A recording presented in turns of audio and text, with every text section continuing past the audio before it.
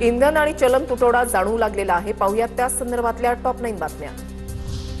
मीरा रोडच्या सीएनजी पंपावर तुफान हाणामारी, गुन्हा दाखल. एक वाहन चालक अचानक मध्येच रांगेमध्ये घुसल्यानं 2 जणांमध्ये वाद.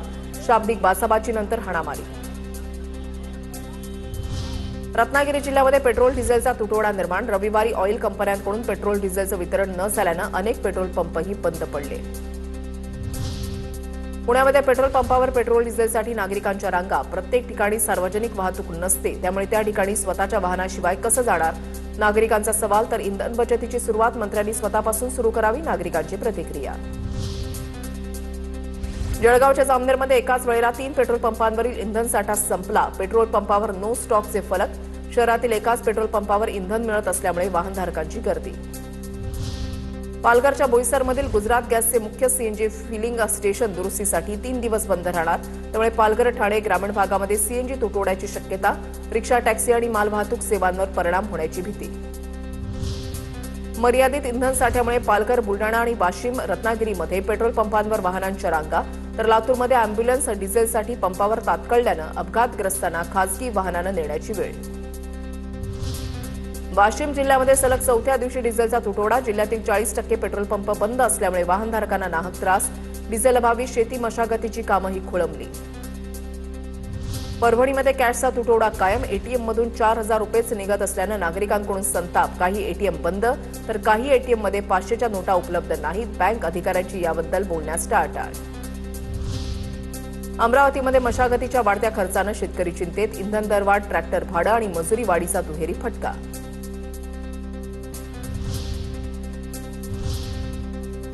कांदा प्रश्न पेटलेला आहे. पाहुयात त्या संदर्भातल्या टॉप 9 बातम्या. कांदा प्रश्नी छत्रपती संभाजीनगरमध्ये ठाकरेंच्या शिवसेनेचं आंदोलन. आमदार अंबादास दानवेंच्या नेतृत्वात शिवसेना समृद्धी महामार्गाजवळ चक्काजाम आंदोलन. छत्रपती संभाजीनगरच्या वैजापूर पोलीस ठाण्यामध्ये दानवेंसह कार्यकर्त्यांचं ठिय्या आंदोलन. पोलीस ठाण्यामध्ये दानवेंसह कार्यकर्त्यांची जोरदार घोषणाबाजी. कांदा उत्पादक शेतकऱ्यांच्या व्यथा जाणून घेणं सरकारची जबाबदारी. दानवेंची प्रतिक्रिया.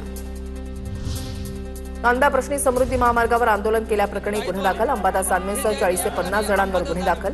परवानगी नसताना आंदोलन केल्यानं वैजापूर पोलिसात गुन्हा. कांद्याला हमीभाव देण्याच्या मागणीसाठी आंदोलन केलं होतं. नाशिकच्या लासलगाव बाजार समितीमध्ये कांदा प्रश्नी रोहित पवार आक्रमक. कांदा उत्पादक शेतकऱ्यांच्या सोबत रोहित पवारांचं आंदोलन. कांद्याच्या दरामध्ये घसरण झाल्यानं रोहित पवार आक्रमक. 24 रुपये तरी कांदा घेतला गेला पाहिजे आणि 2 लाख टनाली घेऊन काय करणार तुम्ही? तो 5-6 लाख टनापेक्षा जास्त तो सुद्धा मार्केट कमिटीला घेतला पाहिजे. आणि शेतकऱ्याला तुम्ही शाश्वती दिली पाहिजे की जो कांदा तुम्ही घेतलेला तो एक्सपोर्टसाठी वापरला गेला पाहिजे. पाशा पटेल यांना फक्त गॉगल बदलता येतात. जो माणूस हवेमध्ये गेलाय त्याला शेतकऱ्यांचे प्रश्न कसे कळणार? कांदा धोरणावरून रोहित पवारांची पाशा पटेलांवर टीका. पाशा पटेल अशी व्यक्ती आहे, फक्त गॉगल बदलता येतात, रंगीबेरंगी गॉगल घालतात, भाषा खालच्या लेवलला त्या ठिकाणी घेऊन जातात, कपडे तर अतरंगी घालतात. आता जो माणूस इतका हवेत गेलेला आहे त्याला शेतकऱ्याला काय पाहिजे कसं कळणार? त्यामुळे तुम्ही कमिटी फॉर्म केली 9 महिन्यापूर्वी, त्या काय भज्या तळल्यात का आतापर्यंत? कोणीही टुकार काही बोलत असेल तर गांभीर्यानं घेणार नाही. रोहित पवारांच्या टीकेवर पाशा पटेल यांचं प्रत्युत्तर. रोहित पवार, मला खालची भाषा वापरायला लावू नका. पाशा पटेल यांचा इशारा.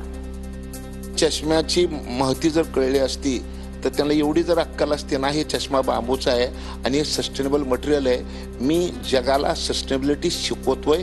आज तुम्ही जर गुगलमध्ये जाऊन जर विचारलं तर who is bamboo man of India, तर पाशा पटेल असं नाव येत आहे. गुगलने माझ्या कार्याची दखल घेतलेली. आणि तर कुणीतरी टुकार माणसानं उठून काही जरी बोललं तर त्याला मी गंभीरपणे घेणार नाही.